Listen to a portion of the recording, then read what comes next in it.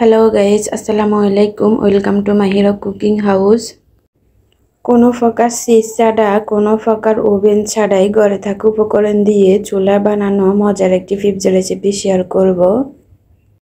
আর এই পিৎজাটি এতটাই টেস্টি হয় যা প্রফেশনাল পিৎজা থেকেও বেশি টেস্টি লাগে। খুবই সহজভাবে রেসিপিটি শেয়ার করেছি, আশা করি সকলের কাছে অনেক ভালো লাগবে। এই রেসিপি ফলো করে নতুন রাঁধুনিরাও খুব সহজে বানিয়ে নিতে পারবেন। সো আর কথা না বাড়িয়ে চলুন মেন রেসিপিতে। এই রেসিপি তৈরি করার জন্য সবার প্রথমে এখানে আমি আটা নিয়েছি আমার পরিমাণ মতো। আপনারা আপনাদের পছন্দ মতো ময়দাও নিতে পারবেন। তারপর এখানে আমি পরিমাণ মতো ইস্ট দিয়ে দিচ্ছি আর সামান্য একটু খাবারের সোডা অ্যাড করেছি। তারপর এখানে আমি কিছু মিল্ক পাউডার অ্যাড করে দিয়েছি, এখানে 5-6 চামচের মতো অ্যাড করছি। স্বাদ মতো লবণ। তারপর হাত দিয়ে এভাবে সব শুকনো উপকরণ মিক্স করে নেব। তারপর অল্প অল্প পানি দিয়ে নরম একটা ডো তৈরি করে নেব। বড় সাইজের একটা ডো তৈরি করে নিয়েছি। তারপর আমি প্লাস্টিক দিয়ে মুড়িয়ে 1 ঘন্টার মতো রেস্টে রেখে দেব।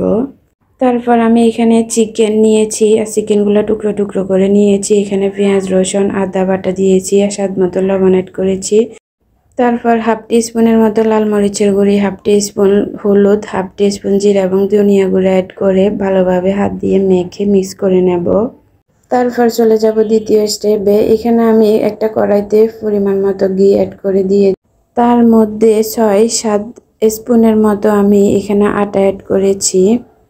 এখন আটাগুলো আমি ঘিয়ের সাথে এভাবে কিছুক্ষণ ভেজে নেব। তারপর এখানে অ্যাড করব পানি পরিমাণ মতো। এখানে 6-7 স্পুনের মতো আমি পাউডার মিল্ক অ্যাড করে মিশিয়ে নিয়েছি। তার মধ্যে দিয়ে দিচ্ছি কিছু চিলি ফ্লেক্স, তার মধ্যে দিয়ে দেব সামান্য একটু লাল মরিচের গুঁড়ি আর স্বাদ মতো লবণ।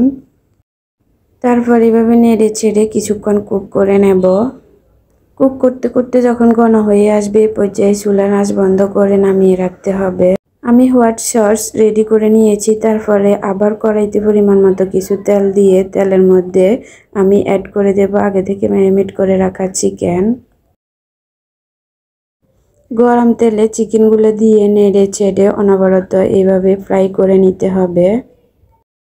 চিকেনগুলো এইভাবে 5-6 মিনিট ফ্রাই করে নিয়েছি। আর চিকেনগুলো যখন এভাবে ফ্রাই হয়ে আসবে তারপর চুলা থেকে নামিয়ে এক পাশে রেখে দেব। তারপর চলে যাব তৃতীয় স্টেপে। আগে থেকে তৈরি করে রাখা ডোটি এভাবে হাত দিয়ে কিছুক্ষণ মথে নেব। তারপর 2টি ডো তৈরি করে নেব। একটি ডোকে আমি একটি বড় পিঠে তৈরি করে নেব, মানে হাত দিয়ে বেলে নেব।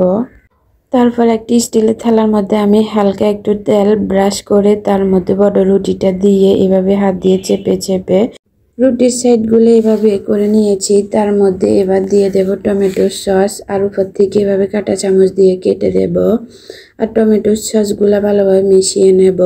তারপর দিয়ে দেব আগে থেকে তৈরি করে রাখা হোয়াইট সস। তারপর ঘরে থাকা পছন্দ মতো উপকরণ দিয়ে এভাবে সাজিয়ে নেবেন। এখানে আমি গ্রিন ক্যাপসিকাম আর রেড ক্যাপসিকাম দিয়ে সাজিয়ে উপর থেকে চিকেন দিয়ে অ্যাড করে ভালোভাবে আর উপর থেকে হালকা একটু টমেটো সস ছিটিয়ে দিয়েছি। পিৎজার সাইডে ডিমের কুসুম ব্রাশ করে দেবো, এতে করে পিৎজাটি দেখতে অনেক সুন্দর লাগবে। তারপর আমি একটি কড়াইতে স্ট্যান্ড বসিয়ে স্ট্যান্ডের উপরে এই পিৎজার থালাটি বসিয়ে ঢাকনা দিয়ে ঢেকে 10 থেকে 15 মিনিটের মতো কুক করে নেব। চুলার আঁচটা মিডিয়াম আঁচে রেখে আমি 10-15 মিনিট কুক করে নিয়েছি। আর এভাবে তৈরি হয়ে গেছে আমার পিৎজা। এখন আমি ঢাকনা উল্টিয়ে এভাবে একটা কাঠি দিয়ে চেক করে নিতেছি। কাঠিটা যখন পরিষ্কার আসবে এই পর্যায়ে বুঝে নিতে হবে পিৎজা কমপ্লিট। তারপর নামিয়ে এটারে আমি রিমুভ করে নেব। গরম পিৎজাটি চুলা থেকে নামিয়ে গরম গরম সবার সাথে নাইফ দিয়ে কেটে পরিবেশন করেছি।